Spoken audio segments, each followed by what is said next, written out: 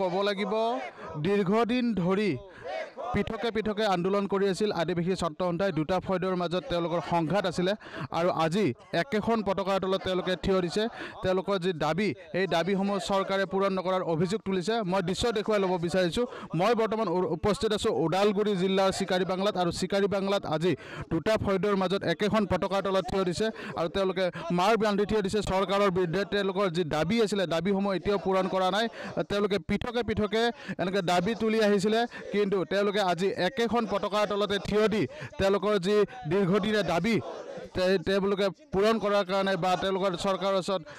দৃষ্টিগোচৰ কৰাৰ কাৰণে এনেদৰে লাগিছে কিয়নো বিজেপি চৰকাৰে তেওঁলোকে প্ৰতিটো সময়তে প্ৰতাৰণা কৰাৰ অভিযোগ তুলিছে আৰু এনেদৰে তেওঁলোকে আজি একেখন পতাকাৰ তলতে দুটা ফয়দৰ মাজত তেওঁলোকে একত্ৰিত হৈ এনেদৰে লগ লাগিছে আৰু মই পোনে পোনে এওঁলোকৰ বিষয়ববীয়াৰ পৰা জানিব বিচাৰিম কি ক'ব দুটা ফয়দৰ মাজত আপোনালোকে আজি দীৰ্ঘদিন ধৰি 6টা বছৰ বেলেগে বেলেগে আন্দোলন কৰি আছিল আজি কিন্তু একেখন পতাকাৰ তলত থিয় দিছে কি ক'ব এই 6টা বছৰ সদৌ অসম আদিবাসী ছাত্ৰ সন্থাৰ যি অভিজ্ঞতা এটা তিক্তাক্ত আমাৰ অভিজ্ঞতা কাৰণ আমি আমাৰ মাজত এটা বিভাজন সৃষ্টি হৈছিল আৰু এই বিভাজনৰ কাৰণটো আছিল বিজেপি চৰকাৰ তেখেতসকলৰ ষড়যন্ত্ৰত বিভাজন হৈছিল কিন্তু আমি উপলব্ধি কৰিছোঁ যে আমি বিভাজন হোৱাৰ কাৰণে অসমৰ আদিবাসী ৰাইজৰ যি প্ৰাপ্য দাবীবোৰ আছিল এটাও পূৰণ হোৱা নাই বিশেষকৈ আমাৰ জনজাতিকৰণ চাহ বাগানৰ হাজিৰা শ্ৰমিকৰ হাজিৰা মাটিৰ অধিকাৰ শিক্ষাৰ দিশত যি আমি প্ৰাপ্য অধিকাৰ পাব লাগিছিল সবৰ পৰা আমাক বিজেপি চৰকাৰে বঞ্চিত কৰি ৰাখিছে গতিকে এতিয়া আমি উপলব্ধি কৰিছোঁ আমি একগোট হ'ব লাগে উভয় পক্ষ আজি আহিছে অসমৰ গোটেই জিলাৰ পৰা প্ৰতিনিধিসকল আহিছে আমি প্ৰায় 200 আচাৰ সদস্যসকল আছিল দুটা গোটৰ গতিকে আমি এটা সিদ্ধান্ত লৈছোঁ অহা এপ্ৰিল মাহৰ 1, 2 আৰু 3 তাৰিখত বিশেষ অভিৱৰ্তন হ'ব অধিৱেশন হ'ব আৰু তাৰ জৰিয়তে এটি পূৰ্ণাংগ কমিটি হ'ব আৰু আমি যুটীয়াভাৱে সিদ্ধান্ত লৈ পেলাই পূৰ্ণাংগ কমিটি গঠন কৰি আমি আন্দোলনত আমাৰ সংগ্ৰামত নামি পৰিম আৰু এই আন্দোলন হ'ব ঐতিহাসিক আন্দোলন কাৰণ আমি অত বছৰে আমাক যি চৰকাৰে ঠগ প্ৰবঞ্চনা কৰি ৰাখিলে চৰকাৰে বিশেষকৈ হিমন্ত বিশ্ব শৰ্মা ডাঙৰীয়াই তেখেতে কৈছিল যে আদিবাসীসকলৰ জনজাতিকৰণৰ কাম 90% 90% শেষ হৈ গৈছে কিন্তু তেখেতক আমি প্ৰশ্ন কৰিব বিচাৰিছোঁ যে 10% যি বাকী আছে কেতিয়া কৰিব গতিকে কিমান দিন বিজেপিয়ে আমাক ঠগি থাকিব তাৰ বাবে তাৰ এটাই সূত্ৰ হৈছে যে আমাৰ ঐক্যবদ্ধ সংগ্ৰাম আৰু এই ঐক্যবদ্ধ সংগ্ৰাম কৰাৰ কাৰণে আমি ঐক্যবদ্ধ উভয় পক্ষে আজি ঐক্যবদ্ধ হৈছোঁ আৰু এটা পতাকাৰ তলত আমি একগোট হৈছোঁ খালি আনুষ্ঠানিক ঘোষণা অহা এপ্ৰিল মাহৰ 1, 2 আৰু 3 তাৰিখত এইটো নতুন পূৰ্ণাংগ কমিটি ঘোষণা হ'ব হয় নিশ্চিতভাৱে ক'ব লাগিব মোৰ লগত আৰু এজন কৰ্মী আছে কি ক'ব মই আজিৰ এই সভাখনত আহি সমগ্ৰ অসমৰ আদিবাসী সমাজক প্ৰতিনিধিত্ব কৰা এটা শক্তিশালী সংগঠন আশাক একত্ৰিত কৰাৰ কাৰণে যিখিনি ব্যক্তিয়ে যিখিনি নেতাই আজি এই পদক্ষেপ লৈছে তেওঁলোকক ধন্যবাদ জ্ঞাপন কৰিছোঁ আমি সকলোৱে দেখিবলৈ পাইছোঁ অসমৰ সামগ্ৰিক প্ৰেক্ষাপটত যে অকল আচাৰ ফ্ৰেকশ্যন হৈ যোৱাৰ কাৰণেই আমাৰ যিসমূহ ন্যায্য দাবী ন্যায্য প্ৰাপ্তিৰ অধিকাৰৰ দাবীত আমাৰ যি আন্দোলন চলিছিল সেই আন্দোলনটো অলপ দুৰ্বল হৈ গৈছে আমি দেখিব পাইছোঁ 2018 চনতেই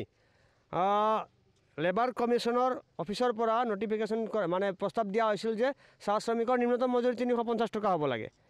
আজিলৈকে 350 টকা দিয়া হোৱা নাই নিৰ্বাচনৰ প্ৰাক মুহূৰ্তত বৰ্তমানৰ মুখ্যমন্ত্ৰীগৰাকীয়ে কৈছিল যে আদিবাসীসকলৰ অনুসূচীকৰণৰ কাম 90% পূৰ্ণ হৈছে 10%হে বাকী আছে তাৰ উপৰিও ভূমি পট্টা প্ৰদানৰ কথা কোৱা হৈছিলে 117খন হাইস্কুল স্থাপন কৰাৰ কথা আছিলে আৰু বিভিন্ন ধৰণৰ সমস্যাসমূহ সমাধান কৰা দাবী আছিলে এই মানে কথাবোৰ প্ৰতিশ্ৰুতি তেওঁলোকে দিছিলে কিন্তু আন্দোলনটো চৰকাৰী বা ৰাজনৈতিক ষড়যন্ত্ৰৰ বলি হৈয়ে বিভক্ত হৈছে আৰু সেইকাৰণে সেই ৰাজনৈতিক ষড়যন্ত্ৰটোক উফৰাবৰ কাৰণে প্ৰতিহত কৰিবৰ কাৰণে আচাৰ নেতাসকলে কৰ্মীসকলে আজি এই একত্ৰিতকৰণৰ কাৰণে পদক্ষেপ আগবঢ়াইছে যথেষ্টখিনি কাম আগবাঢ়িছে প্ৰায় হওঁ অৱস্থা একত্ৰিতকৰণৰ অধিৱেশন আচাৰ অধিৱেশনৰ কাৰণে দিন আৰু স্থান ধাৰ্য কৰা হৈছে গতিকে অসমৰ আদিবাসীসকলৰ যিটো ঐক্যতা ভংগ হৈছিলে তাক আকৌ আমি পুনৰাই প্ৰতিষ্ঠা কৰিব ওলাইছোঁ আৰু এতিয়া আজিৰ তাৰিখটো 2022 চনৰ 20 ফেব্ৰুৱাৰীটো অসমৰ আদিবাসী সমাজৰ কাৰণে এক ঐতিহাসিক দিন হ'ব বুলি আমি আশাবাদী আটাইখিনি নেতা ইয়াতে আহি আজি যিটো আপোনালোকে একত্ৰিত হ'ল সকলোৱে কি সমৰ্থন জনাইছেনে সকলোৱে সমৰ্থন জনায় একত্ৰীকৰণৰ ক্ষেত্ৰত কোনো এজন ব্যক্তিৰ কোনো দ্বিমত নাই তেওঁলোকে সকলোৱে মানি লৈছে একত্ৰীকৰণ হ'বই লাগে আৰু একত্ৰীকৰণ হৈ চৰকাৰৰ বিৰুদ্ধে ন্যায্য প্ৰাপ্যখিনি পোৱাৰ দাবীত মানে এটা শক্তিশালী আৰু ঐক্যবদ্ধ সংগ্ৰাম গঢ়ি তুলিব লাগে বুলি সকলোৱে মতামত প্ৰকাশ কৰিছে। ইয়াত কোনো ধৰণৰ হয়, নিশ্চিতভাৱে ক'ব লাগিব তেওঁলোকে উল্লেখ কৰিছে যে দুটাকে যে ফৈদ আছিলে আজি 6 বছৰ ধৰি তেওঁলোকে বেলেগে বেলেগে পৃথকে পৃথকে প্ৰতিবাদ কৰি সাব্যস্ত কৰি আহিছিলে, কিন্তু চৰকাৰে কোনো ধৰণৰ গুৰুত্ব দি নহাৰ অভিযোগ তুলিছে তেওঁলোকে। আৰু আজি একেখন পতাকাৰ তলত থিয় হৈ ওদালগুৰি চিকাৰী বাংলাত তেওঁলোকে থিয় হৈছে আৰু এনেদৰে তেওঁলোকে